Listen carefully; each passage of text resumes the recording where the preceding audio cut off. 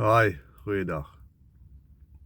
Sal jy in 'n besigheidstransaksie ingaan met 'n ander persoon waar jy weet jy die kortste eind van die transaksie sal kry? Waar jy weet jy nie jou geld sal kry nie. Waar jy weet jy ingeloop sal word. Sal jy met so 'n persoon in 'n vennootskap ingaan? Sal jy met so 'n persoon 'n transaksie aangaan? Ek glo nie jy sal nie. Ek glo nie jy sal jou huis of jou kar of iets verkoop aan iemand wat jy weet jou gaan inloop nie. So waarom sal jy jou lewe aan die duiwel gee? Sien, die duiwel beloof vir jou baie dinge, maar hy gaan jou nie betaal nie.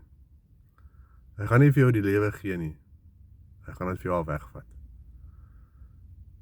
Johannes 10:10 sê vir jou baie duidelik: die dief kom om te steel, te slag en te verwoes. En dit is hoekom die duiwel hier is, om van jou te steel, te slag en te verwoes. Op die oog af lyk dit miskien vir jou so 'n goeie transaksie. Op die oog af lyk dit miskien vir jou soos 'n wen-wen.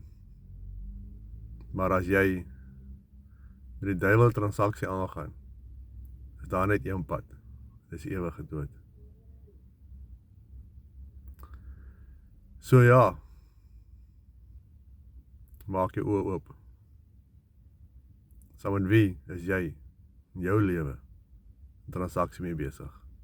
Die duiwel of Jesus Christus wat die ewige lewe het? Mooi bly. Bye bye.